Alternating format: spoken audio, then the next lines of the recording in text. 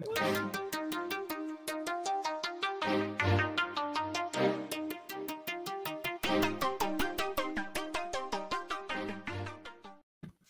bien, salut tout le monde, bienvenue pour ce nouveau numéro d'Espace Détente. C'est le numéro 5, on complète déjà toute une main avec mon équipe. Comment vous allez les gars? Ça va? Salut. Impeccable, toujours. Numéro 5, on peut lever la main, comme ça, on la complète. Celle-là, elle est faite. Celle-là, elle est faite, place à l'autre. Et du coup, écoutez, on est ravis de vous retrouver pour un nouveau numéro. Si vous connaissez déjà le principe, c'est cool. Si vous ne le connaissez pas, c'est moins cool. Mais bienvenue quand même. On va vous expliquer rapidement. Espace Détente, c'est quoi? Espace Détente, c'est une petite heure, on va dire, parce que des fois, la passion nous déborde. C'est une émission où on va parler de choses qui nous plaisent avec mes camarades que j'ai avec moi, dont notamment Jason qui est juste à côté de moi. Jason de la chaîne Restez Connectés, bien entendu. Eh oui. Nous sommes chez nous. C'est beau. Ça va? Oui, toi? Écoute, impeccable. C'est un tournage d'Espace Détente qui se fait, donc c'est que du bonheur. Tout va super bien. Et juste en dessous de moi, il y a Guillaume Grenassia. Salut Guillaume, comment ça va? Écoute, on fait aller, ça va. Écoute, c'est court, ça va, voilà. Ça a cassé un peu l'entrain du truc, mais c'est pas mal. C'est pas trop grave. Pourquoi je dis aussi ton nom? Parce que tu as un blog, tu es blogueur sur le blog grenassia.com. Qui porte mon nom, ouais, j'ai acheté le nom de domaine à mon nom. Donc, exactement, il ne se refuse rien, bravo. C'était plus facile de trouver grenassia.com que dossantos.com à mon avis. Donc, oui, c'est vrai, c'est vrai. Écoute, il y a des chances. C'est sûr, c'est sûr. Moi, tu vois, dans les jeux. Tu vois, je m'appelle David Noguera 3. Voilà, c'est ça. Parce que j'ai pas pu prendre le normal. Et tu sens que le gars, c'était déjà un pionnier. Tu vois, quand on dit numéro 3, on dit ah, t'es dans le peloton de tête. Parce que c'était pas gagné non plus. Hein. Ouais. Et justement, on va parler de David Noguera qui est avec moi. Salut David, donc youtubeur, journaliste qui officie en ce moment sur Clubic et Frandroid et d'autres même. Oui, ça m'arrive de temps en temps, mais c'est plus rare. Clubic, Frandroid sont mes deux médias et ma chaîne, bien sûr. Exactement, c'est ce que j'allais dire. Si on veut être sûr de le trouver, en tout cas, à la bonne adresse, c'est sur sa chaîne YouTube. David Noguera, qui est une chaîne qui est en pleine ascension. Je pense que ça sera la chaîne 2021 qui va cartonner. Écoute, puisse la toute-puissance d'Internet t'entendre, mais pour l'instant, on y va tranquillement. Écoute, en tout cas, oui, il faut. C'est cool. Et du coup, nous, on va continuer quand même les ambitions de notre émission Espace Détente. Hein, n'hésitez pas. On commence déjà aussi par saluer ceux qui seront sans doute avec nous, puisqu'on a cette petite tradition de lancer une première où nous, on est dans le chat avec toutes les personnes qui regardent cette première pour échanger avec vous. Donc, on vous salue, on en profite. C'est un petit peu Normalement, on est là dans le chat, effectivement. Tu vois, exactement. Donc, on peut déjà saluer Mathieu, Jason, Guillaume et David qui sont dans le chat. On leur fait un petit coucou. Salut Jason du futur. On espère qu'ils vont bien, voilà. Mais du coup, ce soir, de quoi on va parler, les gars? On a un programme chargé. On va parler de vidéoprojecteur, David, avec toi, du BenQ X1300i. Voilà, puisqu'il est bien entendu injection, c'est ça, David? Ouais, turbo injection, 6 cylindres en ligne. Et voilà. Non, un beau vidéoprojecteur gaming, il va falloir suivre ça attentivement parce que c'est un produit assez surprenant. C'était plutôt cool. Tout à fait. Et pour l'instant, on a une pensée aussi pour les cinémas qui n'ouvrent pas. Donc, en attendant, pour pallier à ce rassemblement du cinéma, un petit vidéoproche à la maison, ça peut faire le taf en attendant. Voilà, avec toi, du coup, c'est avec Guillaume qu'on enchaîne, c'est ça derrière? Oui. Exact. Ok, avec toi, Guillaume, on va parler de financement participatif. Tu as été picoré quelques projets qui t'ont botté, qui t'ont chauffé. D'ailleurs, je crois qu'il y en a un, c'est carrément un pote à toi, donc on va essayer de lui donner un peu de force, c'est ça? Exactement, ouais. Et au moment où on tourne, il a lancé sa campagne il y a une petite heure et ça va durer une paire de semaines, donc c'est le moment ou jamais. Ok, en tout cas, j'espère que l'émission sortira avant la fin de son financement, mais je pense que pour le coup, tu vas y veiller. Tu vas veiller à ce que... Voilà, c'est juste pour mettre une petite pression. Regarde-moi bien, Jason. Voilà. On va envoyer ça à nos sous-traitants en Inde. Voilà.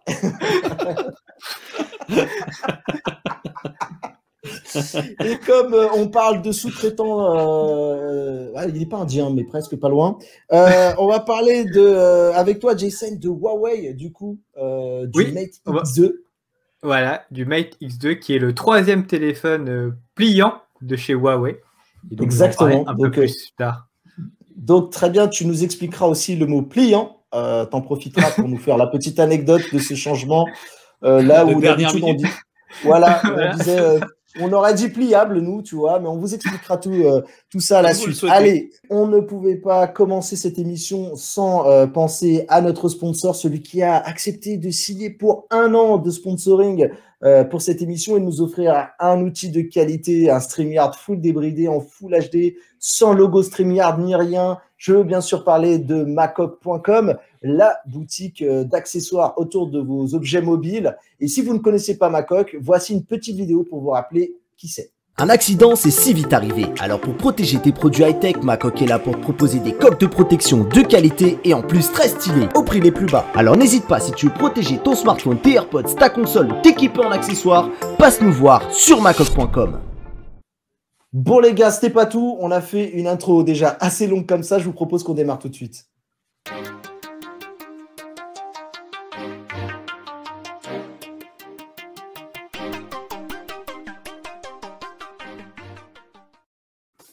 Bon alors David, tu vas nous parler d'un produit qui est intéressant parce que vidéoprojecteur, bon à la limite on a un peu l'habitude que tu nous en parles, on a l'habitude que c'est un produit aujourd'hui aussi qui reste certes rare encore dans les foyers mais qui arrive, qui se fait une petite place en tout cas pour notamment les utilisateurs de niche. Mais là c'est très cool puisque les vidéoprojecteurs commencent aussi de plus en plus à prendre en compte les gamers qui sont sans doute une de cette niche qui est quand même très importante.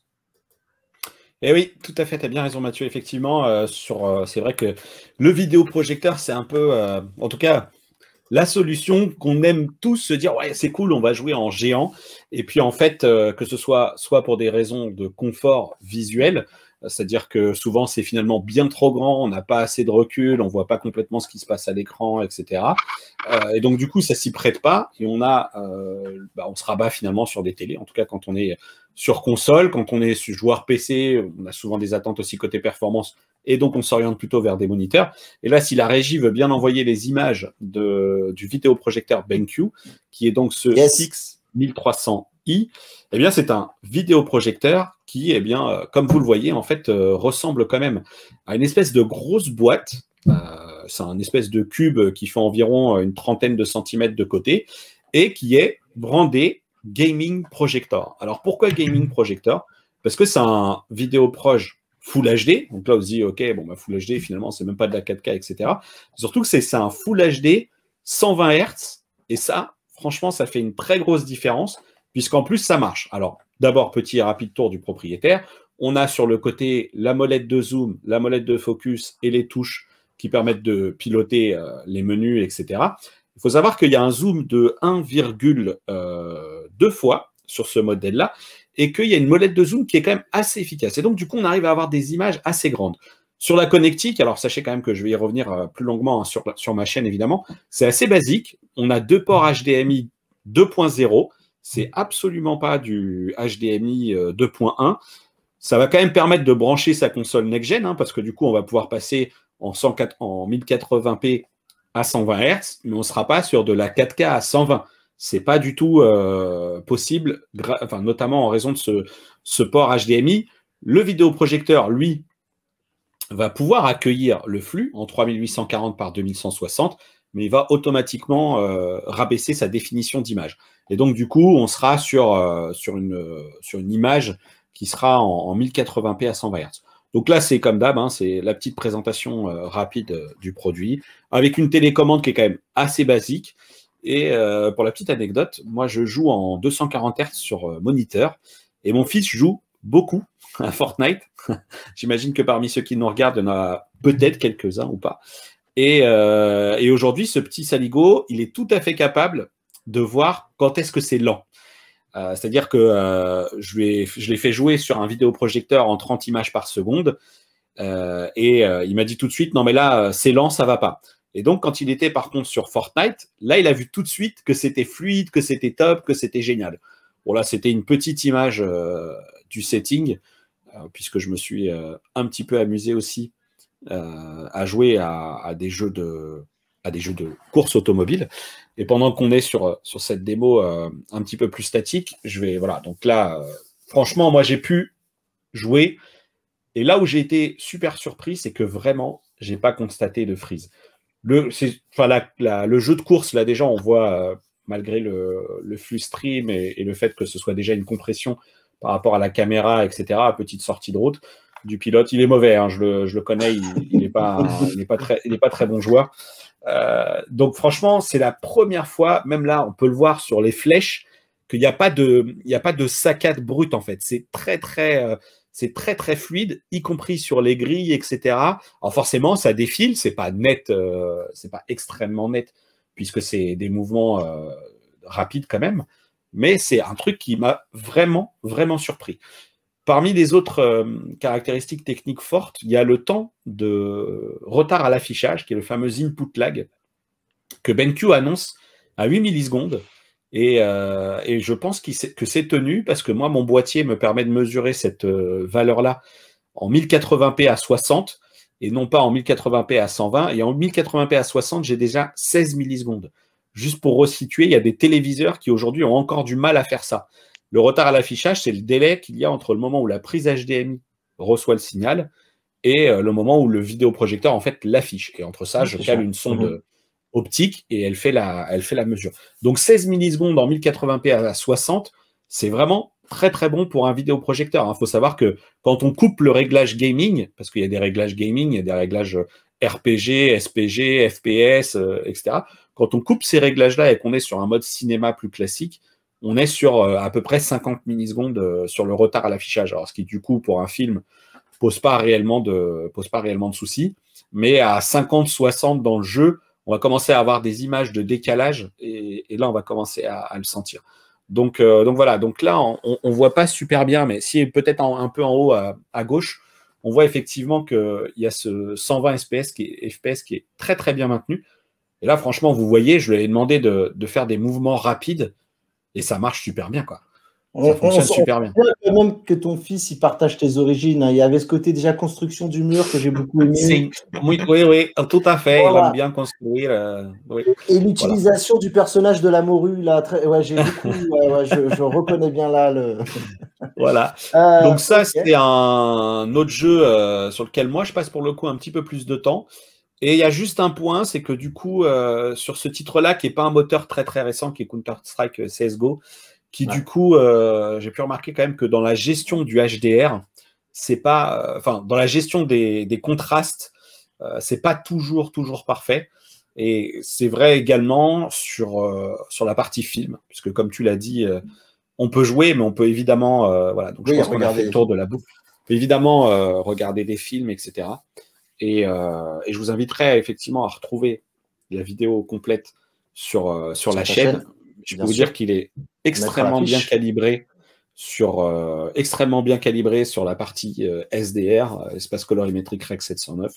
Et il y a tout plein d'autres avantages, parce que BenQ, c'est quand même une référence dans le monde de la vidéoprojection. Ils ont dessiné des vidéoprojecteurs fond de salle conventionnels, des références comme le W1200, le W1070, qui sont des références iconiques, à pas très très cher. Dans le segment 1080p home cinéma, et ils ont des moniteurs gaming, et là ils ont réussi à réunir les deux et c'est plutôt pas mal. Donc, alors justement, cool. Moi j'avais une petite question parce que j'ai regardé un petit peu en préparant aussi l'émission. Yes. J'ai vu, alors malheureusement j'ai plus le nom, j'ai vu qu'un YouTuber avait reçu une clé donc HDMI Google. Il me semble que normalement il tourne sous l'OS de Google. Alors est-ce que c'est dans le Projo ou c'est comme le mec a reçu en additionnel en fait? Moi, je t'avoue que cette clé, je ne l'ai pas démontée. Effectivement, la clé, le carton de la clé était dans la boîte, mais effectivement, c'est ce qui fait office de système d'exploitation. Et en fait, tu le pilotes avec la télécommande. Et donc, en fait, BenQ te dit, il fonctionne sous Android TV. Et en plus, c'est une surcouche. C'est dommage, j'aurais pu mettre des images. Bon, c'est pas grave. Non, c'est une surcouche d'Android TV 9, mais déjà qui se rapproche un petit peu de Google TV et Android 10. C'est-à-dire qu'on a déjà en haut, dans les menus, une fonction qui te catégorise soit une entrée par appli, par contenu, etc. Et c'est fluide. Ouais. C'est fluide et donc on a vraiment un beau... Moi, je trouve que l'expérience est plutôt réussie. Et évidemment, il y en a qui vont commencer, si ce n'est pas déjà fait, quand on sera sur la première, le tarif, puisque je ne l'ai pas donné, c'est 1 299 €. C'est ça. Et c'est quand même, voilà, c'est quand même pas mal du tout. Il n'est pas parfait, mais c'est une petite pierre à l'édifice qui est intéressante. Et là, moi, vous avez vu, j'ai pu faire de la simulation automobile et à peut-être 2 mètres de l'écran. Et du coup, j'étais pas gêné. Donc ça, voilà, on commence vraiment à arriver à quelque chose y compris pour le CSGO. Là, j'aurais pu refaire j'ai volontairement choisi CSGO parce que je trouve que Warzone, c'est un peu lent parfois. Moi, tout ce qui est les grosses maps où ça se resserre, j'ai beaucoup de mal. Faut que ça bourrille vite. Faut que ça aille à l'essentiel. Ouais. Moi, faut que j'allume le PC et 10 minutes après, il faut que je sois en train de dégainer du tir. Sinon, c'est trop. Et j'ai juste une petite question. Vas-y. Concernant du coup le ventilo du VideoProj, est-ce qu'il est bien bruyant ou pas? Alors, il y a une autre, parce qu'il va falloir qu'effectivement que je partage d'autres caractéristiques techniques quand même. Oui, il est un petit peu bruyant. C'est un petit peu non pas la déception, parce qu'il est aussi très lumineux. En fait, il fait 3000 ANSI lumens et il a une grosse particularité, c'est qu'il est très lumineux alors qu'il utilise des LED. Mais en fait, il n'utilise pas il n'utilise pas juste 3 LED RVB, parce que vous savez que le vidéoprojecteur, c'est un faisceau laser, enfin un faisceau lumineux qui traverse une roue, qui va sur le micro-miroir DNB quand c'est du DLP, etc. Bon, là, en l'occurrence, il n'y a pas de roue, il y a les 3 couleurs qui vont quand même taper cette puce DLP 0,66 pouces, qui est plutôt une jolie puce pour ce type d'appareil aussi. Et donc, on est sur ces 3 faisceaux, donc ça produit beaucoup de lumière. Et en plus, il y en a une 4e qui est une seconde diode verte, à partir de laquelle BenQ produit une seconde diode bleue, pardon, à partir duquel BenQ produit du vert, parce qu'ils se sont rendus compte que pour rendre l'image plus lumineuse, eh bien, il faut rajouter du vert dans cette image, et donc pour pas qu'elle soit trop froide, etc. Et donc, du coup, il est lumineux, mais il est aussi bruyant. Alors, j'ai pas mesuré le bruit parce que pour tout vous dire, j'ai acheté un sonomètre et puis je le trouve pas super fiable. Donc, je préfère ne pas communiquer de bruit. Ouais. BenQ annonce 27 à 32 dB, à 31 dB, 27 en écho et 31 je crois, en normal. Et franchement, on y est. C'est sûr parce que je l'entends. Ouais. On l'entend. Alors, une fois qu'on a mis la piste du cinéma, enfin la piste du jeu, enfin une fois qu'on a mis le son du jeu ou le son du film, forcément, c'est couvert. Mais quand on l'a un petit peu près de soi, on l'entend tourner. Typiquement, quelqu'un qui va vouloir jouer au casque, s'il a quelqu'un d'autre dans la pièce avec lui, ça va être problématique. Mais il me semble que 30 dB, ça reste très bien, hein, parce que c'est 30 dB, c'est extrêmement silencieux. Voilà, c'est ça, hein, c'est ça. Mais c'est une valeur théorique. C'est une pure valeur théorique. 30 dB, n'importe quel bruit dans une maison fait plus de 30 dB, quoi. Un bruit de clim, un bruit de machin, c'est tout de suite très très présent. Donc un produit à avoir en tête, pour tous ceux qui cherchent un peu de gaming sur écran géant. Alors c'est vrai que c'est aussi le prix d'un OLED, 55 pouces aujourd'hui, 1300 €. On trouve des très belles références en OLED, en LCD aussi. Donc aujourd'hui c'est un tarif de belles références, mais il n'y aura pas la taille, quoi. Donc moi quand j'ai regardé le conducteur et que donc du coup j'ai été m'intéresser au produit, il y a un truc qui m'a un petit peu fait surpris, on va dire. C'est le choix du form factor. Est-ce que BenQ, tu as dit quelque chose sur ça? Oui. Et surtout, tu peux pas le mettre sur un mur comme on a traditionnellement. Alors, tu peux l'accrocher, du coup tête en bas si tu le souhaites. Il y a le système de visserie. Il n'y a pas 4 prises HDMI ou 3 prises HDMI quand on pourrait l'avoir sur un système cinéma classique, accessible à l'arrière, etc. Donc il est gros. Ça c'est un souci. D'ailleurs, c'est un test aussi que je fais pour clubic.com et c'est l'un des premiers trucs que j'ai écrit, c'est que le form factor se prête pas à un produit que si tu l'accroches au plafond, il va être extrêmement visible. Donc en fait, j'ai un peu l'impression que c'est le produit que tu vas sortir, le poser ou à moins d'avoir produit transportable en fait. Si il est lourd. Il fait 6 kilos, un truc comme ça. Ouais. 6 Ok. kilos 2. Pardon, parce que comme on voyait la forme, pardon Guillaume, voilà, je voulais te laisser la parole, excuse-moi. Ouais, non, pas de souci. Tu parlais d'installation au plafond. Alors, fun fact, c'est exactement le projo que devait m'envoyer BenQ également pour test. Je ne l'ai pas encore reçu, donc je ne sais pas si c'est ton appareil qui doit me faire parvenir ou j'en sais rien. Je sais pas, il est reparti aujourd'hui. Mais Hier. moi, j'ai un support plafond. Et c'était une des questions que je leur ai posées à l'équipe pour pouvoir le tester. C'est est-ce que je peux le mettre au plafond ou pas? Parce que sur tous les visuels de projo, que n'importe où, il n'y a jamais la face inférieure qui sont mises en avant dans les, que ce soit sur les sites de la marque ou de Cdiscount, quoi que ce soit. Et donc, si tu veux une photo plafond, je t'en ferai une avec plaisir, il n'y a pas de souci. Non, ben moi je l'ai, mais là, elle n'y est pas elle n'est pas sur le c'est site. pas grave. C'est pas grave, faut laisser un peu de suspense pour aller voir ta vidéo quand même.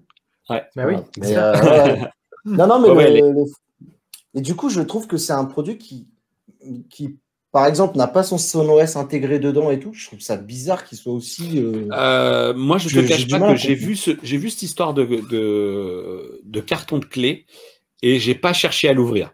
Donc, franchement, là, effectivement, je vois là sur le site que la clé BenQ était sur la trappe sur le dessus, qu'il fallait fort probablement déclipser, etc. Moi, j'ai considéré que le produit est vendu en ayant cette spécificité, enfin cette caractéristique Android TV. Bon, bah c'est là, tu la démontes pas. Oui, bien sûr. Tu récupères ton Chromecast, tu récupères tout. Tu peux pas, si tu as envie de jouer si toi tu es en train de jouer avec ton Quest 2 et que tu veux streamer pour que quelqu'un regarde le retour vidéo sur le projo, tu peux. Voilà quoi, tu vois. Bien sûr. Tout à fait. Non, il y a du Google Assistant, ça fonctionne bien. Ouais. Non, mais en fait, c'est que moi, en fait, je te promets, j'imagine un truc plus gros qu'un projo traditionnel. Est-ce que c'est moi qui me fais une il est moins il est un peu moins large. Il fait 26 cm de côté, mais il en fait quasiment autant. Enfin, il en fait 29 de côté, 29 de côté, je crois. Mais il en fait quasiment autant de haut, quoi. Il fait une vingtaine de centimètres de haut. Donc c'est gros, hein. Mais du coup, ce qu'il y a dedans, c'est l'audio. Alors peut-être qu'on n'a peut-être pas évoqué. C'est l'audio parce qu'il y a deux HP 5 watts Trevolo dont j'ai pas parlé là parce que franchement c'est une puissance marginale. Enfin, mais ça justifie le form factor. Voilà. Ouais, en fait ce qui justifie, je pense par ailleurs le form factor, c'est la composition avec 4 LED.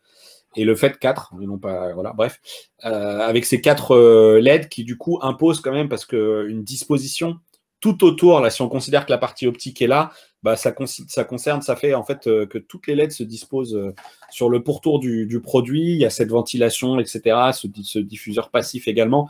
Moi, j'ai toujours un souci avec ces produits-là, c'est qu'il n'y a pas de grille qui empêche les poussières d'entrer. Et alors, je sais pas si je suis entre guillemets un vieux qui parle. Voilà.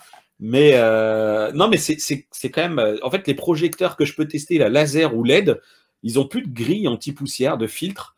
Et moi, j'ai quand même envie de dire que l'électronique et la poussière font jamais très bon ménage, quoi. Tu vois, c'est donc bon. C'est un peu comme la portugaise et la poussière, quoi. Je ne sais pas, je voudrais pas que les gens... ma mère me le dirait sans problème. Je voudrais pas que les gens ils nous taxent de racistes. Oui, c'est vrai. Macho. Que disent que la place de la femme, c'est la cuisine. Hein, oui, c'est vrai. Je suis d'accord.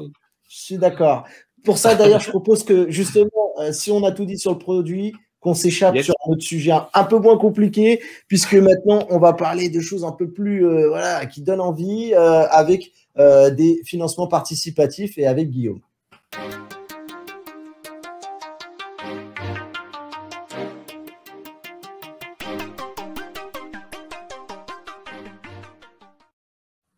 Voilà, et bien entendu, on le rappelle avant que Guillaume démarre, c'était bien sûr de l'humour.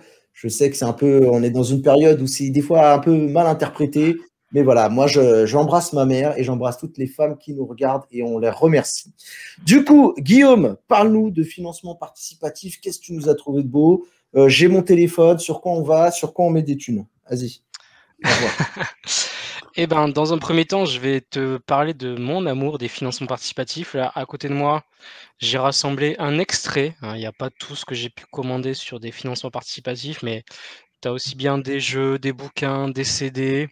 Voilà, il y en a dans tous les sens, pour tous les goûts. Et du coup, ben, je vais vous présenter un panel similaire à ce que j'ai pu commander. Si tu veux bien afficher l'écran.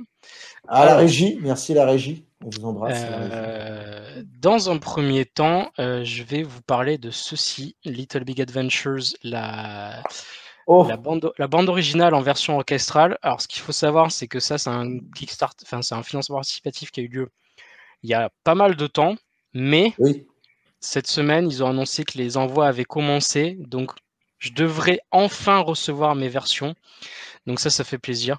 Et donc évidemment, si vous avez lu mon pseudonyme World of Twinsen, vous savez que Ah c'est oui. évidemment un jeu qui me touche beaucoup. Donc voilà. Là, pareil, ça c'est un jeu que j'ai commandé il y a 1 an et demi, un truc comme ça, qui Mais devrait pas attends tarder à 2 secondes, arriver. je t'arrête juste là pour Twinsen. Là, mais c'est quoi? C'est un bouquin? C'est l'histoire? C'est une bande originale. C'est la bande originale qui a été refaite en version orchestrale. Ah d'accord, ok, autant pour moi. Alors, et en l'occurrence, j'ai mis vraiment beaucoup de pognon dans cette campagne pour récupérer ça. C'est le médaillon de Sendel. Elle avait une version officielle en fait, donc voilà. Et ok. Papa, maman, j'ai payé ça il y a longtemps, hein, m'en voulez pas. Une autre campagne que j'avais financée aussi il y a pas mal de temps et qui va bientôt arriver, c'était ce jeu de société Namiji aux éditions Funforge, donc un jeu qui est extrêmement beau. Pour ceux qui connaissent Tokaido, bah, c'est le même auteur, voilà. Et sans plus attendre, passons aux financements qui sont disponibles désormais. D'accord, donc les autres que tu viens de nous parler là, c'est mort par exemple. Le Twinsen, tout ça, on peut plus les avoir. Enfin, Alors, pour le moment, en l'occurrence, si, ceux-là, on peut le récupérer, pas via Kickstarter, mais via le site de Wayo Records. Alors, je vais faire un petit zoom. Yes. Et il y aura les mêmes goodies ou du coup certains goodies sont exclusivement... Non, il y a quand même quelques exclusivités, il me semble. Genre le médaillon, je crois pas qu'il soit en vente sur le site, mais vous pouvez acheter le CD et le vinyle sur le site de Wayo Records. Voilà. Ok, top. Allez, place aux investissements là, on y va. Exactement. Donc actuellement en cours, j'ai repéré ceci, BD Bill. C'est une sorte d'album Panini à collectionner avec des autocollants qui sont des caricatures d'auteurs de bande dessinée. Donc par exemple, on voit que Alejandro Jodorowsky a été renommé en Alejandro J'aime le ski, Enki Bilal a été renommé en Enki Bilingue, etc., etc. Et donc en fait, c'est un auteur qui avait fait des parodies des caricatures d'auteurs de bande dessinée un peu pour le délire, et puis ils lui ont dit bah vas-y, fais-en quelque chose. Et en fait, il a fait une centaine de caricatures. Et là, bah, il a fait tout simplement une sorte d'album Panini comme on a tous connu, comme on a tous collectionné globalement. Ah ouais, mais en fait, je me disais, en fait, ça fait référence au Kratos. J'arrivais pas à lire le truc, mais oui, c'est la même forme de perso que les Kratos, quoi. C'est exactement ça, c'est un hommage au Kratos, et puis bah, vous pouvez récupérer l'ensemble des autocollants pour 30 € avec l'album, et vous vous amusez à faire votre propre album Panini. Ça s'appelle BD Bill, et c'est sur Ulule. Ok, alors, et pour pouvoir avoir le truc... Ah oui, 30 € t'as dit, pardon. Ouais, ok. Ouais, 30 €, en fait, il y a plusieurs paliers. Hein. Je vais pas vous faire tous les paliers à chaque fois, mais en gros, là, si vous voulez la totale, c'est 30 € avec l'album, les autocollants, et si vous voulez des bonus, des trucs un peu plus stylés, vous payez. T'as qu'à nous donner le palier qui permet aux gens le palier le produit. Ouais, voilà. Autre petite chose que j'ai repéré, cette bande dessinée Échecs et Match qui parle des mésaventures d'une jeune femme sur les applications de rencontres. Mésaventures réelles, hein, c'est autobiographique. Ah bah, vu les mecs comme on est, oui, c'est sûr qu'il n'y a pas besoin d'inventer, il n'y a pas besoin de fiction. Voilà, donc on a un produit qui fait 120 pages, qui est en couleur, qui parle des galères de Tinder et compagnie. Donc ça m'a intrigué, j'ai repéré ça, je me dis pourquoi pas, et vous pouvez avoir la BD pour 18,50 €, frais de port compris d'ailleurs, donc ça c'est cool. Qu'est-ce qu'on a après? Ah ça, alors je vais me permettre un F5 parce que du coup c'est la campagne de mon ami. Ah, voilà. Donc On ça l'annonce, a on l'annonce. été lancé il y a 1 heure au moment où on tourne l'émission, 1 heure, 1 heure, 2 Ok. heures. Donc c'est un ouvrage qui s'appelle Donjons et Dragons et philosophie et qui permet d'apporter une dimension philosophique à Donjons et Dragons. Donc par exemple, qu'est-ce qu'il dit de la nature du libre arbitre et de la métaphysique de l'identité personnelle à la moralité de la fabrication de fiction et au rôle de l'amitié dans la narration collaborative. Les joueurs de Donjons et Dragons et les passionnés de jeux acquerront un aperçu saisissant des profondes questions philosophiques qui sous-tendent un vaste éventail de tactiques et stratégies en jeu de rôle. Voilà, donc clairement, si ça ne vous rappelle pas vos cours de philosophie de terminale, il y a un problème.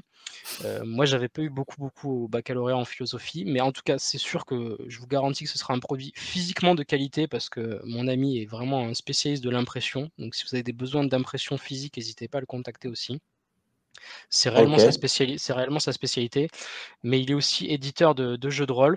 Et donc là, c'est un ouvrage qu'il a traduit, enfin qu'il a fait traduire et qu'il édite. Donc n'hésitez pas à jeter un œil et il vous attend à partir de 23 € en version souple et à 33 € en version rigide. En tout cas, bon, j'espère que pour le prochain tome, il sera un peu plus ambitieux. Il fera la philosophie autour de Mortal Kombat. Tu vois, Alors, tu vois bien le. Non, mais tu rigoles, mais on en a parlé tout à l'heure au téléphone et il me disait que là, c'est Donjons et Dragons et philosophie, mais il y a d'autres licences avec et philosophie, mais lui, il a traduit Donjons et Dragons. D'accord. Pardon. Avec Pong, il y a pas mal de titres intéressants à faire avec la philosophie. La philosophie de Pong, ça doit être marrant, ça. Ouais, ça va être pas mal. Bah, il y a bien un film Tetris qui va sortir, hein, donc tout est possible. À partir de là, ouais. Moi, Exactement. on m'a dit que Tetris allait sortir en film. J'ai dit, alors là, les mecs, tout est possible. On continue avec le jeu de rôle. Et cette fois, c'est quelque chose qui est clairement pleinement ancré dans notre vie actuelle et nos besoins de communication à distance et en version virtuelle. Là, en fait, c'est un outil. Donc, on est sur Kickstarter avec l'application Let's Roll. C'est un outil qui va permettre aux joueurs de jeux de rôle et aux maîtres de jeu d'avoir accès à quelque chose qui soit vraiment pleinement pensé pour les joueurs de jeux de rôle et qui soit optimisé pour afficher les lancers de dés, les caractéristiques des personnages, quelques maps. Voilà, c'est extrêmement bien pensé de manière virtuelle, vraiment optimisé. J'essaie de vous montrer quelques visuels. Ah ouais, c'est cool. N'hésitez pas à jeter un œil. La campagne est un gros succès, hein, 150 000 € réunis, 2600 contributeurs. Ils en espéraient combien pour le projet? C'est quoi, ça, des 10 000? En fait, c'est jamais vraiment représentatif, les objectifs de base. Souvent, là, c'était 8 000 € l'objectif de base. Et là, oui, voilà, non, mais pour que Ouais. le truc soit viable, quoi. C'était ça, il fallait atteindre au minimum 8 000 € pour que ce soit viable. Okay. Et en gros, ouais. Et là, ils ont 150 000? Ouais. Et il reste 10 jours de campagne au moment où on tourne. Je vais plaider pour ma paroisse, mais si vous nous regardez, une version en VR, c'est possible ou... Je sais pas, peut-être, je t'avoue. À 150 000, tu lâches une petite version VR. Après, voilà. Mais tu rigoles, mais j'adorerais ce genre de truc. Les jeux de société en VR ou truc, ça serait génial en vrai. Et un complément. J'ai pas de la VR à te proposer, mais il y a un truc qui arrive pas très loin après. Ça va peut-être te plaire. Vas-y, alors je te laisse finir, pardon. Est-ce que Simon de Tuilière, ça vous parle, chers amis Twitters? Non, bah, c'est pas grave. En gros, c'est quelqu'un qui fait des tweets avec des enluminures à chaque fois. Il reprend les codes vraiment des enluminures et il y met des textes très très loufoques, très modernes, avec un style très très très rétro. Et du coup, il en a sorti un ouvrage complètement décalé, complètement hors du commun. Donc c'est hyper original. Alors la campagne est finie, il me semble, mais il y a eu il y a une prolongation. On voit en haut à gauche une prolongation. Donc vous pouvez toujours participer à une précommande. Je crois qu'il y a quelques bonus en moins auxquels vous n'aurez pas droit. Mais voilà, c'est un gros succès. On est sur 4500 contributeurs, 5000 préventes, gros carton et un ouvrage à 35 €. D'accord. Pour le jeu d'avant, je crois que tu n'avais juste pas donné le chiffre qu'il fallait. Oui, alors en fait, on voit qu'il y a un early pack à 30 €, mais qui donne accès à l'alpha, des skins. Après, comme c'est du virtuel, c'est un peu plus difficile à conceptualiser, mais en gros, ouais, à 30 €, 15 €, 5 €, on a des petits trucs. Ouais, 30 € a priori, c'est le pack de départ. Mais pour avoir le pack, le jeu au moins en tout cas, pour avoir accès, 30, ok. Alors c'est pas un jeu, c'est plus un logiciel en fait pour permettre aux joueurs de prendre part à une expérience de jeu de rôle en ligne D'accord. vraiment optimale. Et Ok. typiquement en fait, si ceux qui font du jeu de rôle le savent, le plus compliqué c'est souvent de rassembler des joueurs en fait. Et Ouais. là, avec le couvre-feu, la crise, tout le bordel, c'est vraiment une catastrophe. Donc l'idée c'est de se retrouver soit sur des outils comme Twitch ou soit sur des outils privés tout simplement et d'avoir visuellement quelque chose d'aussi sympa que quand on est Il va le faire. Il va faire sa petite pub. Il va le faire. Ah, investissez les mecs. Investissez, on se retrouve tous dedans, on fait des trucs de fou. On embrasse les équipes d'Oculus qui nous regardent, je le sais. Oui, après, si vous aimez pas Facebook, prenez un autre. Il y en a plein des constructeurs. Alors là, j'ai un outil qui va plaire à nos amis photographes. Donc là, la campagne, elle arrête pas de cartonner. On voit le chiffre, il arrête pas, 555 000 €. 8 jours avant la fin, donc Jason, t'as plus beaucoup de temps pour le montage. En fait, c'est un sac à dos qui est. Le GIF le montre assez bien, mais en gros, il se place à l'arrière de manière verticale et quand vous le mettez devant, vous l'avez de manière horizontale pour pouvoir sortir au mieux.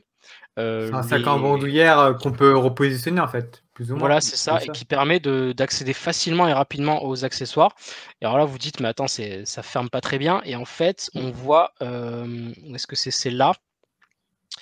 Là, en fait, il y a un petit bouton qui permet de débloquer instantanément l'ouverture du sac pour pouvoir l'ouvrir en horizontal et accéder rapidement. Donc en gros, c'est pour les photographes qui ont besoin d'instantanéité et qui ont besoin d'accéder à leur appareil photo immédiatement pour capturer quelque chose. C'est très cool, hein. Mais je serais en panique. Parce que tu te rates, tu sais, le mouvement, tu te rates, le truc s'ouvre un peu avant. Et crac, non, je pense que c'est bien pensé. Hein. Je t'ai dit, ils ont fait 550 000 € de récolte actuellement. Oui, non, mais je troll.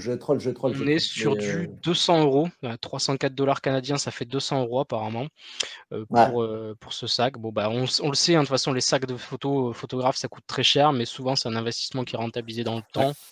Donc, pourquoi pas. Il y a le nom de la marque quand même, au cas où les gens cherchent. Bien vu, c'est The Top Shelf. Alors, je vais envoyer tous les liens à Jason pour qu'il puisse les rassembler sous la description par la suite. Donc, retrouver toutes les campagnes dans la description.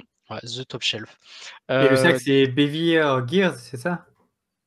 Ça doit être la marque Bevis Gear, ouais. Ça doit être la marque derrière le produit. Et c'est des Canadiens. Mais blague à part, je trollais tout à l'heure pour l'humour, parce après, je te dis ça, mais en même temps, quand tu achètes un appareil photo qui coûte un bras, tu as toujours un peu, t'as toujours un peu une appréhension, on va dire.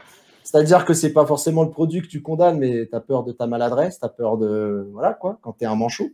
Mais l'idée est super bonne en fait. Quand tu vois le truc s'exécuter comme ça, tu te dis ah ouais, c'est. Après, je pense aussi à Jérôme de la chaîne Nowtech, grand fan et ambassadeur officiel ou pas, je sais pas d'ailleurs, de Peak Design.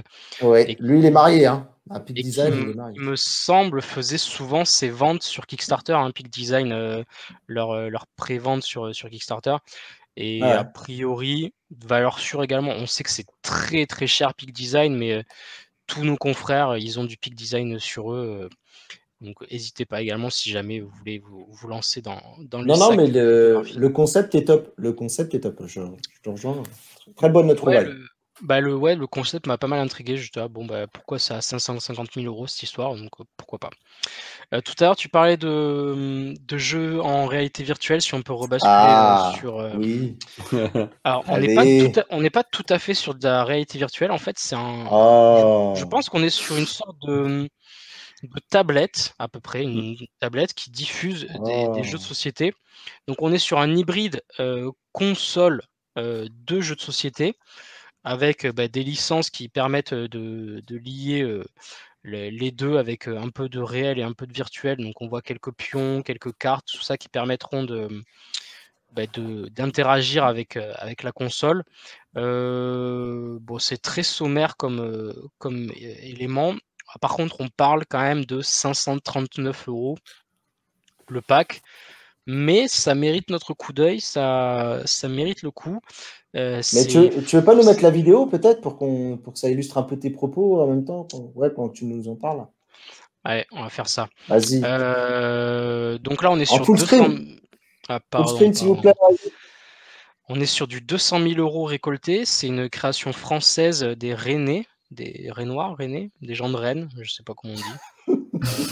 Tu peux dire des gens de Rennes, c'est bien aussi. Mais on Amis voit de que... Rennes, on vous embrasse. Les Parigots vous embrassent. On voit que les cartes, elles ont sûrement des systèmes de NFC parce qu'elles sont détectées et réagissent avec, avec le jeu. Quelques pions bien le qui sweat. qui s'adaptent avec le jeu vidéo. Et donc voilà, c'est une adaptation de jeux de société, donc pas mal de jeux de chez Asmodée, trucs comme ça, et en version virtuelle, optimisée pour la console. Moi, ça m'a pas mal intrigué, puis ça permet aussi pas mal de gains de place, de gains d'argent, parce que, alors ok, la console est vendue à 540 €, mais il faut pas oublier que quand même les jeux de société, mine de rien, ça a un certain coût. Donc là, il y a pas mal de coûts auxquels vous échapperez, et puis surtout, il y a un gain de place conséquent, hein, ça c'est indéniable. C'est vrai. Moi, je le trouve un peu petit, le board, en fait. Alors, je sais pas... Là, à vue de nez, j'ai l'impression qu'il doit faire un bon petit 40 cm, donc pas trop mal, je trouve, mais à voir. Après, est-ce qu'il y a une idée de store derrière, tu sais, pour rajouter des jeux ou... Alors, je pense que ouais, c'est en développement. Ils sont donc le produit s'appelle Square One, et là on est sur le site Indiegogo, hein, pour info. Yes. J'ai oublié de le préciser tout à l'heure. Mais vous aurez tout dans la description, comme tu as dit. Hein, donc ouais. Okay. Mais oui, il y a je crois qu'il y a des espèces d'updates ou des trucs comme ça, des mises à jour des achats. Je suis pas pleinement au fait, mais ça me surprendrait qu'ils bloquent à purement ça, quoi. Ouais, puis à ce niveau de prix-là, tu t'attends à être paré pour quelques années quand même. Hein. Ou en tout cas, parce que là, on le rappelle, il y a combien de jeux intégrés dedans? 200? Alors ça dépend des packs, mais en gros, le pack à 539, il a 8 jeux, je crois que c'est 8 jeux Asmodée, plus 5 jeux de chez DICE, Ticket to Ride et Game of Thrones. Ok. Celui à 500 €, il a 8 jeux. Tu vois, 580 €, tu as d'autres options d'aménagement de jeu. Donc j'imagine qu'en fait ça va être un système de code. En gros, tu t'achètes un code et qu'après tu actives sur la console, et en fonction des codes que tu as reçus, tu as différents accès, et donc j'imagine qu'après tu peux acheter d'autres codes, et là on voit Developer Kit où on peut, j'imagine, apprendre à développer, proposer des trucs. Je sais pas. D'accord. Pour les gens, parce que moi je sens le voir arriver vite fait comme ça, les gens, est-ce que tu t'attends pas à ce que les gens nous disent ouais c'est cher, et du coup qu'est-ce que tu pourrais anticiper comme réponse pour ce genre de commentaires? Remets le visuel, là c'est exactement ça. Ouais. Bon, on risque d'être en fin de diffusion à ce moment-là, mais c'est pas grave. Mais en gros, je le rappelle, les jeux de société ça coûte quand même assez cher, hein, souvent. Donc il y a... Là, tu vois, ils le mettent, ils disent économiser 110 € sur le prix de vente physique des jeux. Alors après, c'est du virtuel, c'est sûr, mais voilà. Non, mais d'accord, mais pour toi qui es un peu plus connaisseur de ce monde-là, tu vois, moi, je suis moins public. Voilà, moi, tu me clues les dos et voilà, la bonne paye, tout ça, et c'est bon, tu vois. Donc, moi, je suis un peu le noob dans ce truc-là. Pour toi, c'est. En tout cas, un connaisseur trouverait pas ça ahurissant en termes de prix. Ouais, probablement. Et en fait, là, on a vu dans la vidéo, tu as vu, ils ont mis des cadres autour de l'écran, et je pense qu'en fait ils vont vendre des kits spéciaux virtuels. Donc par exemple, si tu veux une version virtuelle d'un jeu très populaire, tu auras un cadre adapté avec quelques pions, quelques cartes en NFC qui réagiront, et je pense qu'en fait ils vont développer des trucs comme ça qui sont vraiment dédiés. À voir. Voilà. J'ai pas regardé exactement en détail, j'ai trouvé ça tout à l'heure, mais ça m'a intrigué. Et puis 200 000 euros récoltés par juste 420 personnes. Il n'y a que 420 personnes qui ont backé le projet et ça rassemble 200 000 euros. Quoi. Ouais, faut espérer qu'ils exploitent cette strate numérique au max. Hein. Ils proposent effectivement du contenu, même si après ça peut être de l'option à pas trop cher pour les trucs un peu plus exclusifs. Il faut bien que les mecs se payent, mais 500 €, ça fait un beau ticket d'entrée. Je poursuis mon aventure, sinon je vais nous faire une Jason épisode 4. Ce soir, Jason, je sais pas ce qu'il a fait, mais il a pris un peu de tarif. Ouais. Hein, c'est cadeau. T'es content d'être venu, hein? Ouais, tout à fait. Hein. Vas-y, pardon. Donc là, pareil, la campagne elle continue encore à pleine balle. Zombicide, on est à 1 200 000 € récoltés au moment du tournage. Zombicide, c'est un jeu culte, clairement. Et donc là, on a une nouvelle version avec proposée à 83 €, 100 $. Donc avec les frais de port, on va être à peu près à 100 €. Donc un max de figurines, un max de trucs, de matériel qui vont vous permettre de vivre une aventure très sympa entre amis. Donc un jeu culte à ne pas manquer, clairement. Moi, je me tâte à backer le projet, à voir. Si dans les spectateurs, il y en a un qui veut me l'offrir, n'hésitez pas. Hein. Moi, voilà. T'as bien raison. Ça, ouais. Le message est passé. Hein. Est-ce qu'il y a Rick Grimes dedans? Peut-être que je back. Non, c'est pas le licencié The Walking Dead. Voilà. Là, tu doubles le tarif si tu mets sous licence. Et là, on passe sur les projets What the fuck. La pièce Hakuna Matata. D'accord. Et ça augmente. Ouais. Écoute, ils ont récolté 4 000 € avec 104 contributeurs. C'est des pièces en métal, Hakuna Matata. Une qui est un peu bronzée, une qui est un peu en bronze, une qui est un peu en argent, une qui est un peu en cuivre. Et puis, c'est des pièces à 20 €. Et je sais pas quoi dire de plus. Qui a eu cette idée de génie? Parce qu'en vrai, apparemment, apparemment, c'est Coupisco. On a son nom là à côté. Et est-il licencié Disney ou pas du tout? Ça me surprendrait que ce soit validé par Disney. Ouais, du coup, voilà, c'est ça. Ouais. Mais en vrai, la question, est-ce que Hakuna Matata, c'est un truc Disney uniquement? Parce que ça existe vraiment ce truc-là. Hakuna Matata, c'est peut-être. Hakuna Matata, tu penses à Roi Lion, tu vois. Même si ça veut. Oui, mais d'accord. Mais dans ce cas-là, si tu vends un jour une souris qui est sur deux pattes et tu dis c'est Mickey, on est mort, quoi.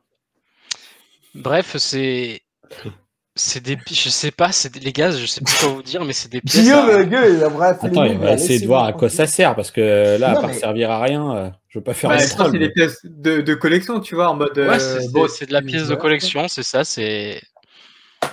C'est même pas brandé Disney en fait, c'est ça le truc. C'est quand c'est pas brandé. Ils ont pas la licence du coup. Tu peux avoir une pièce pour 20 $, deux pièces pour 37 $ ou les trois pièces pour 52 $. Non mais Jean, je fais appel à ton expertise, monsieur Guillaume, là, pour clôturer ce débat, parce que Jason, je pense qu'il cherche ce soir. Après, on peut avoir 20 pièces, on peut avoir 20 pièces pour 280 $. Hein. Ça en fait suffisamment pour l'équipe. On peut jouer au POG avec. mais Hakuna Matata, c'est vraiment un truc, genre, parce que moi, tu sais, pour moi, ça fait partie d'une langue. Bon, j'ai peut-être une grosse connerie. J'ai un doute avec le fait que potentiellement, ça pourrait venir du tahitien ou de l'haïtien. Non, ça vient du Swahili. Et est-ce que tu vas est-ce que tu penses que les Swahiliens ils se prennent un procès à chaque fois qu'ils disent Hakuna Matata, les mecs? Non, mais donc le mec, s'il veut faire une pièce Hakuna Matata, non, mais juste savoir est-ce que c'était licencié Disney ou pas, parce que là. Non. En fait, il y a juste écrit Hakuna Matata qui est clairement la référence qu'on a tous avec Walt Disney. Il a raison. Sinon, il n'y a pas de ressemblance des animaux avec le Roi Lion. Mais il a totalement raison. Du coup, le truc est le cerveau, on s'est tous fait carotte, quoi, tu vois. Bref, au moment où on tourne cette émission, on est à 4 000 € de récolte sur 104 contributeurs avec des pièces à 20 $. Je sais pas pourquoi, mais pourquoi pas. Voilà. Moi, je dis ce mec j'ai fait le tour des projets. Attends, t'as pas vu la dernière? La dernière, c'est de la masterclass. Alors, vas-y, envoie-nous ça. Mais lui, regarde bien, mon 20 pote. sur 20. Là, on est sur 200 000 € récoltés et c'est pour des œufs de réflexion. Alors, attends, vas-y, mets la vidéo parce que là, je sens que ça va être Ouais, excellent. vas-y. Et Tu m'étonnes qu'il y a X% des Kickstarter qui ne voient pas le jour. Mets-nous un full screen. Voilà, vas-y. Il y a une vidéo et je vois l'autre, il avance, il n'y a rien. Mais oui, parce que bah, c'est de la réflexion, c'est du yoga, vous avez pas la musique, mais en gros, le gars, il se détend et c'est des pierres Attends, mais- pour le... Il se Mais détend en parce plus, qu'il il regarde a- un œuf. Mais non, il a les yeux fermés, il le regarde même pas. C'est l'escroquerie du truc, quoi. Oh, sérieux, je veux pas faire mon troll, mais à un moment donné, faut arrêter, quoi. Alors, en Comme les fait, gens, je vais vous expliquer. Je sais pas si vous êtes familier avec les pierres, vous savez, Non, mais j'en ai plein. J'habite dans souvent un quartier, il y a plein de cailloux. souvent les amateurs de yoga, ils aiment bien les pierres, vous savez. Ouais. Voilà, tout ce qui est jade, qui ont des significations particulières. Et ben là, c'est pareil, c'est des pierres en forme d'œuf qui servent à être prises dans la main pour se détendre, réfléchir, j'en sais rien moi. Une histoire d'énergie, quoi. Ouais, c'est ça, c'est des pierres d'énergie. Ah, bah, Et Ça. donc là, on est sur du... Ah, c'est bien ça pour passer le temps là, quand il fait tourner. Là. C'est des pierres énergie, courage, clarity, refinement, je sais pas quoi, mes couilles. Il y a celle-là, ça m'intéresse. Non, mais du coup, en fait, c'est juste que je trouve ça abusé, quoi, parce que il vend ses cailloux 12 € pièce, à peu près, et il est à 200 000 € récoltés par 3000 personnes. Il reste encore 45 jours de campagne. Il reste 45 jours de campagne, c'est énorme. Et tout ça parce que sachant que c'est pas son premier truc. Hein. Si vous voyez en haut, il y a écrit plus de 100 000 pierres ont été vendues à l'époque, et donc maintenant on revient avec 4 nouveaux éléments. Donc il y a 4 nouvelles matières. Mathieu, il n'en peut plus. Non, mais attends, remonte, parce qu'en plus, il y a un truc avec des médias en haut, quand même, là. Enfin, c'est quoi les trucs qu'il y a écrit en dessous, là? Bah, c'est le classique, ils ont dû... Bon, ils parlent de nous. Ok. Bon. Ouais. Je m'y En fie fait, pas. il y a eu des articles Kickstarter sur Wired, alors du coup, ils ont dit, ouais, ils parlent de nous sur... Voilà. Ouais. Non, mais après, je veux pas chambrer parce qu'effectivement, je sais qu'il y en a qui. Enfin, moi, pour avoir vu quand même des boutiques parisiennes où tu as des choses mais il y a un comme véritable ça, business, hein, sur ça, des c'est trucs, clair. etc. Tu as des gens qui se disent sensibles de la même manière que d'autres sont électro-sensibles, des choses comme ça. Mais ouais, c'est effectivement peut-être pas le. Parce qu'en plus, allez, quand bien même tu te plonges un petit peu dans la sensibilité du truc. L'acheter sur Internet, sachant que moi, les différentes personnes avec qui j'ai pu en discuter, peut-être qu'il y en a qui vont s'offusquer dans l'assemblée, mais c'est des choses que tu as besoin de sentir, tu vois. C'est censé te transmettre quelque chose, justement. Sinon, tu. Après, le monde des pierres, c'est quand même assez bien catégorisé et souvent, chaque pierre, chaque matière a déjà été identifiée comme pour ses vertus. On sait laquelle apporte de l'énergie, laquelle aide à l'amour, laquelle machin.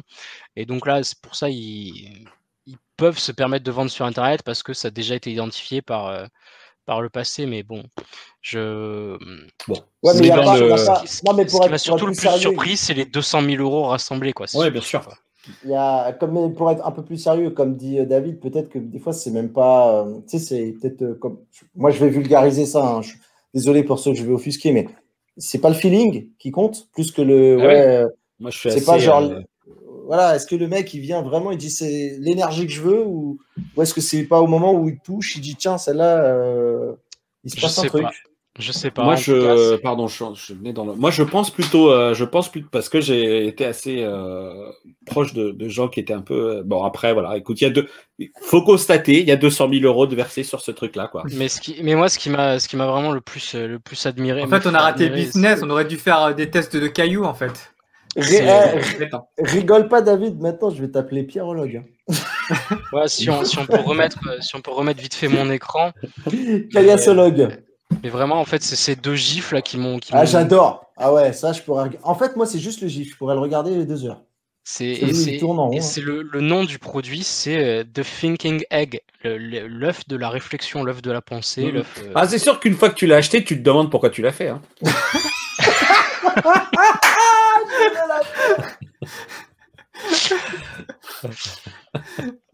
Je pense qu'on peut conclure sur ce propos et attaquer la partie de Jason. Non, mais j'aurais pas mieux. J'aime bien. Mon daron, il m'aurait dit, mets ça dans le béton. On va mélanger tout. Non, mais On va regarde-le avoir avec, l'énergie, regarde-le j'aime avec son ampoule Xiaomi, là. Voilà. Non, Lidl. Non, mais je plaisante, mais non, très très sérieusement, j'ai des proches qui sont sensibles à ces choses-là, etc. Et voilà, donc du coup, mais c'est bon. Le constat, l'Internet arrive à vendre des choses comme ça. Moi, je pensais vraiment que c'était des. Moi, je suis entré par curiosité dans des boutiques parisiennes où les gens partagent et ont vraiment un feeling, un contact.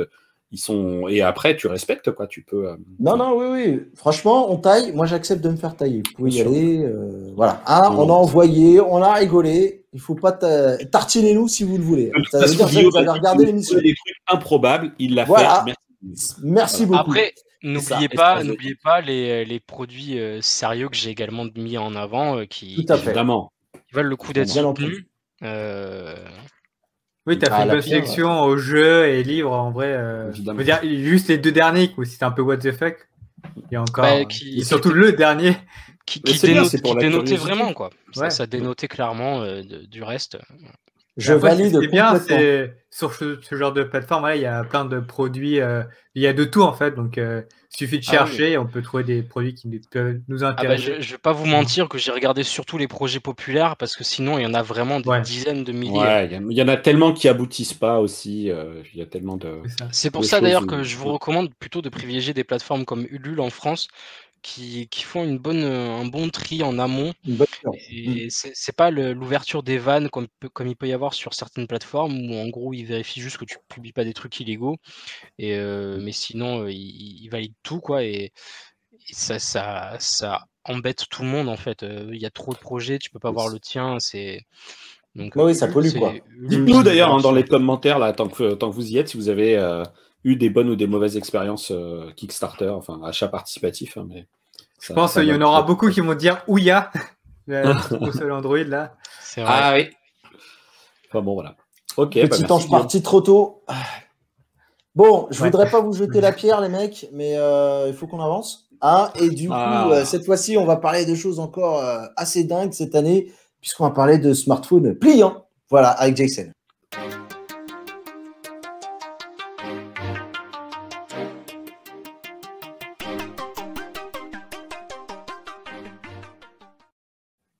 Alors, Jason, toi, tu as envie de nous parler de 2 choses assez ouf. Donc, les smartphones pliants, ce qui est déjà un peu ouf, et aussi de Huawei qui continue à faire des smartphones en 2021 malgré la sauce dans laquelle ils sont. Et ça, c'est assez ouf. Alors, dis-le tout. Eh oui, Mathieu, tout à fait, comme tu l'as dit, comme tu as si bien dit. Donc, Huawei a lancé un nouveau téléphone, donc du coup via une conférence virtuelle, et ils ont aussi profité de l'occasion pour faire un petit récapitulatif de l'année qui s'est passée. Donc comme vous le savez, 2020, c'était une année compliquée dans l'industrie de la tech puisqu'il y a eu la pandémie de Covid-19, et en plus de ça, Huawei s'est mangé aussi les sanctions américaines. Donc, ils ont pris la pandémie Trump aussi. Voilà, c'est ça. Donc, la double sanction, donc le Covid et la sanction Trump. Donc, ça a été une année assez difficile pour eux. Et ils ont vu leur part de marché reculer un peu partout dans le monde. Mais au final, Huawei est toujours là. Et c'est en grande partie grâce à la Chine, leur marché local. Puisque, voilà, ils ont connu une grande progression dans pas mal de domaines. Donc, notamment dans le secteur audio, où ils ont eu une croissance de 80% en Chine. Quand on pense qu'il y a 1 milliard de personnes là-bas, avoir 80% de croissance, c'est pas rien. Et ils sont toujours leaders dans le domaine du smartphone en Chine. Donc voilà, Huawei a limité la casse, on va dire, grâce à la Chine, et tant mieux pour eux. Ouais, au niveau du smartphone, il y a quand même du recul, quand même. Oui, il y a quand même du recul, mais voilà, du coup, grâce à la Chine, on va dire que... Il y a quand même des rumeurs qui évoquaient qu'ils allaient arrêter le smartphone, même si elles sont infondées, elles sont basées sur... Quand tu as comme un genre de son de cloche qui arrive comme ça, soit le gars qui surtout que ils ont déjà fait le coup avec Honor, ils ont revendu la division Honor pour pouvoir avoir un peu de cash, et surtout pour pouvoir laisser la division Honor vivre sa vie et éviter les sanctions américaines. Donc voilà. Bon, et donc là, Richard on parle de ce joli téléphone. Voilà ça. Et juste pour finir avec la parenthèse, voilà, Richard Yu a aussi profité de l'occasion pour rappeler voilà, que Huawei, c'est pas que du mobile, ils font aussi du wearable, donc les montres connectées, les produits aussi PC. Donc voilà, il y a tout un écosystème Huawei et il y a aussi les smartphones. Donc là, c'était l'occasion de parler de ce nouveau téléphone qui est le Mate X2, qui est contrairement à son nom ne l'indique pas, c'est le troisième en fait téléphone pliant de chez Huawei. Et ce téléphone-là, en fait, va adopter un design, on va dire, qui est proche de celui du Fold 2 de chez Samsung. Donc, on a un format livre. Donc, on a un écran intérieur qui a une surface de 8 pouces en 90 Hz. Et on a un écran externe plus petit de 6,45 pouces qui est donc sur l'une des faces extérieures du téléphone. Sinon, pour le reste, pour les autres caractéristiques, ce téléphone, donc c'est un téléphone très haut de gamme, donc on a 8 Go de RAM. Le processeur, c'est du Kirin 9000, donc le dernier socle de chez Huawei qui est compatible 5G, bien entendu. Donc Kirin, la mémoire. Pour ceux qui, oui, Kirin. Oui. Il y en a qui disent Kirin, d'autres Kirin, donc voilà, c'est pour les deux communautés, vous battez pas.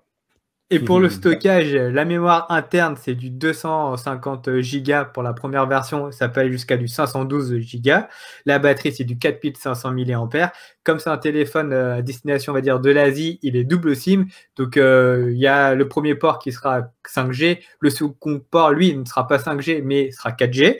Et au niveau de la photo, on a 4 modules photo à l'arrière. Donc, un capteur principal de 50 mégapixels, un téléobjectif de 12 mégapixels, un capteur photo de 8 mégapixels qui va servir au zoom optique x10 et on a un ultra grand angle de 16 mégapixels et à l'avant on a une caméra frontale de 16 mégapixels et donc Huawei a bien communiqué sur ce téléphone-là. Ils ont notamment comparé leur téléphone, le Mate X2, par rapport au Fold, bien entendu, qui est vraiment le téléphone, l'autre téléphone dans l'univers des téléphones pliants. Donc, ils étaient contents de dire qu'ils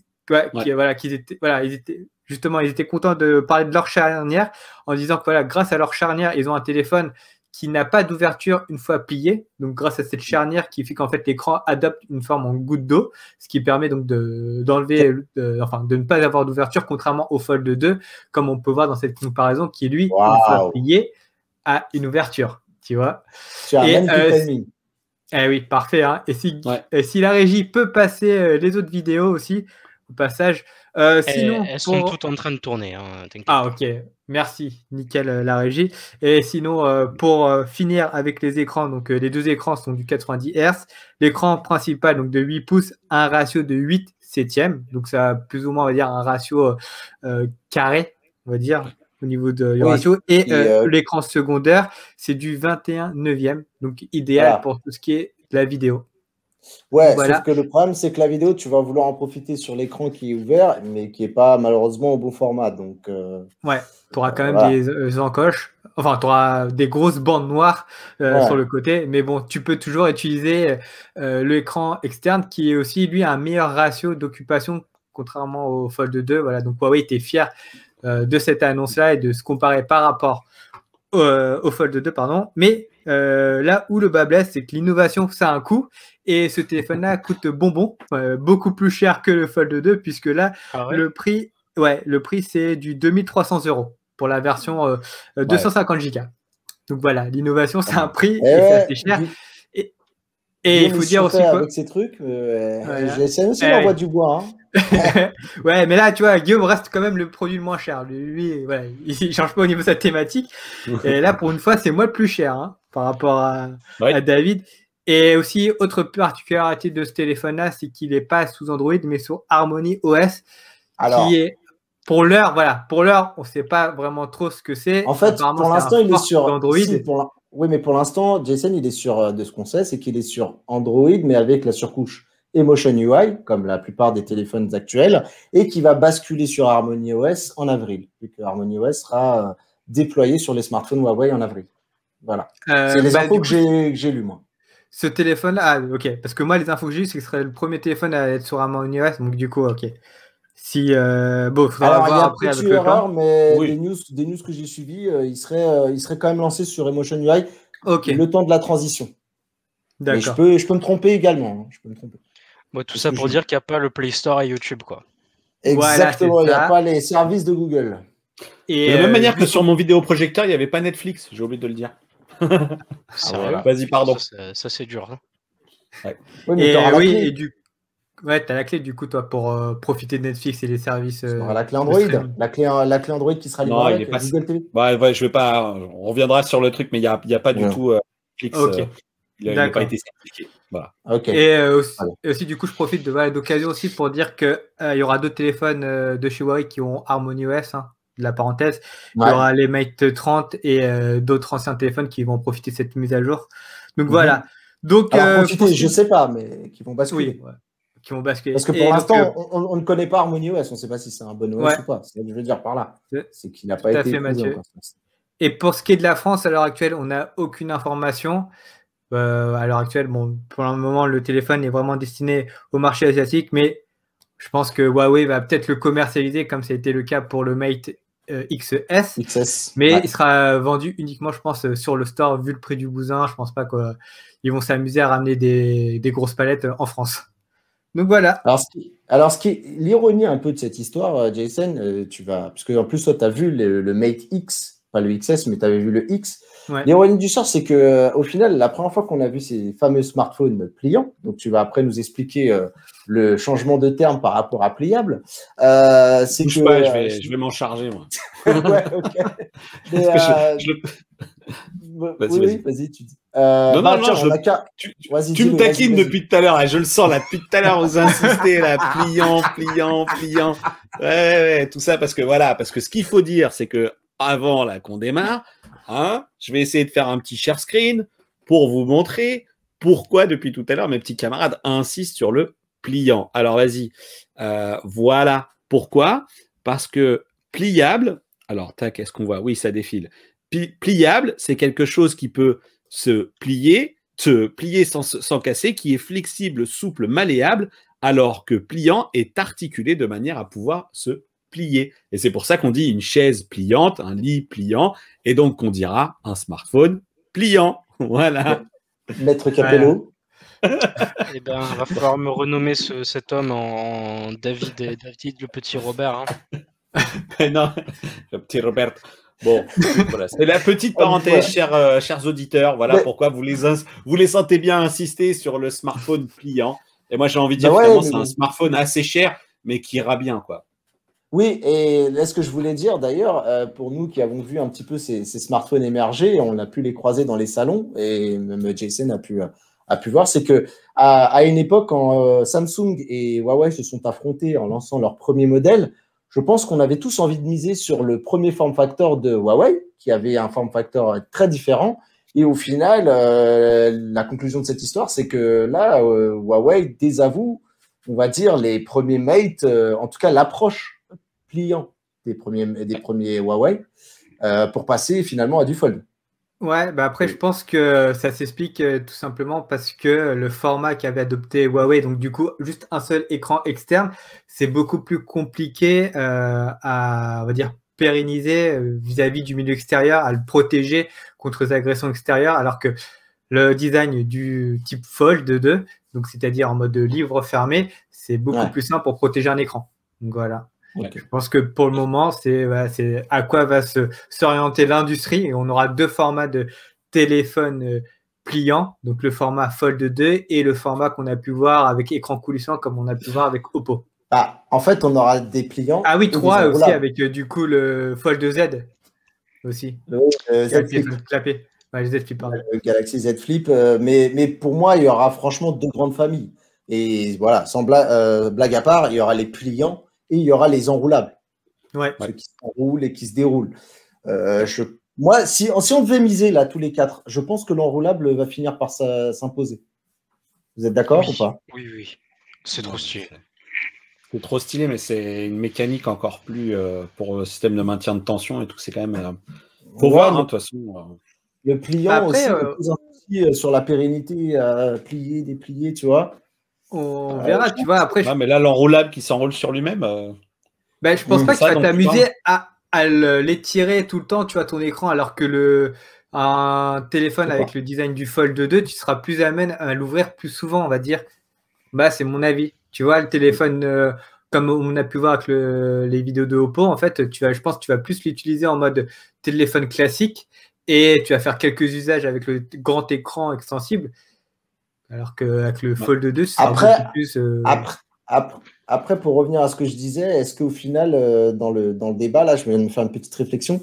Est-ce que finalement aussi le côté enroulable, déroulable risque pas de nous fatiguer à la longue par sa vitesse d'exécution? Là où quand tu déplies, voilà, tu peux y aller un peu sec. Ouais, il faut que ce soit en termes de timing, rapide. Dérouler, c'est long. Hein. Ça oui, peut être long. Hein. Si je peux me permettre une petite remarque, tu as parlé du premier duel Huawei-Samsung à l'époque. Je viens de vérifier, mais ce qu'il faut savoir, c'est que Huawei, il avait une ouverture il se fermait par l'intérieur ou l'extérieur. Enfin, je sais pas comment le définir, mais en gros, quand il était fermé, c'était écran devant et derrière. Et derrière. En fait, oui, c'est ça. Tu n'avais qu'un seul écran externe, en fait. Et là, tous les nouveaux formats de Fold et Mate et compagnie qui sont pliants, ils ont qu'un écran externe une fois fermé.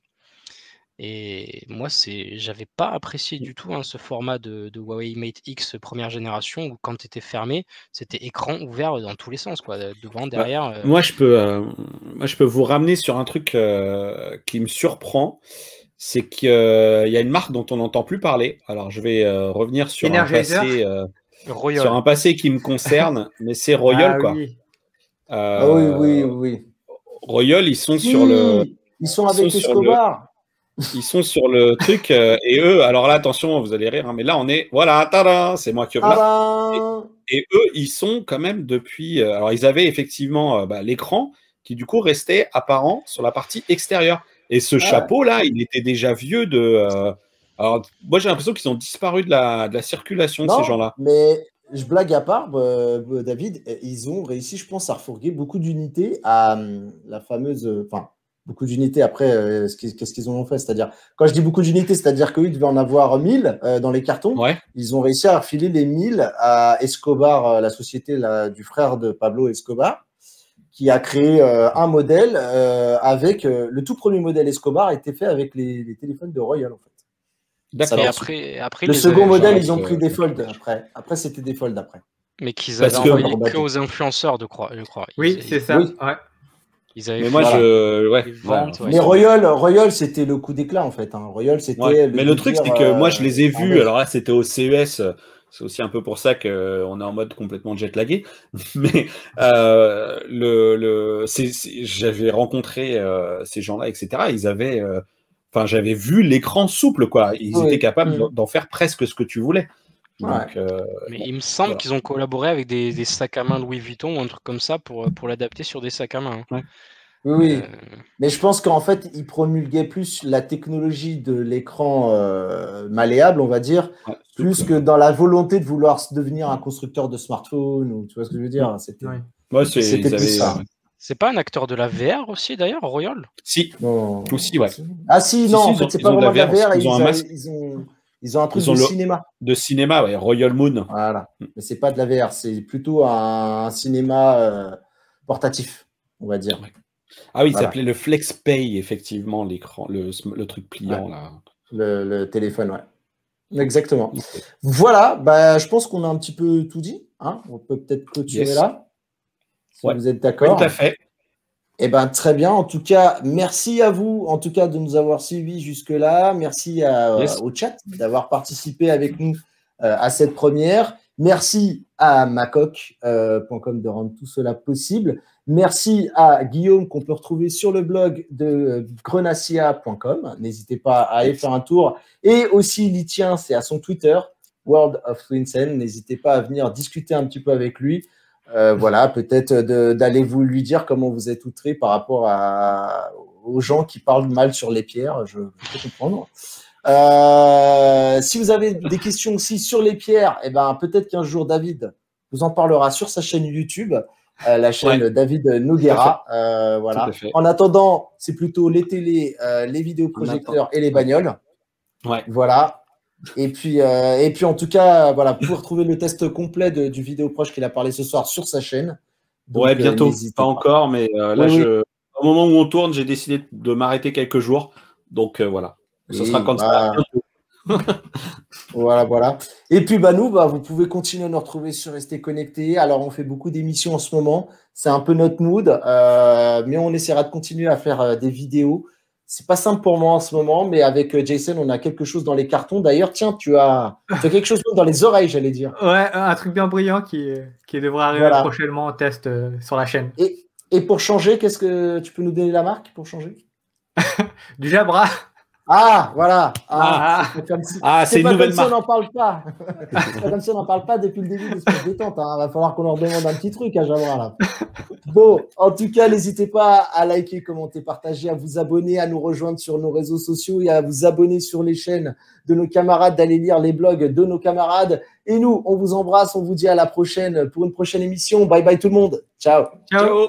Ciao à tous.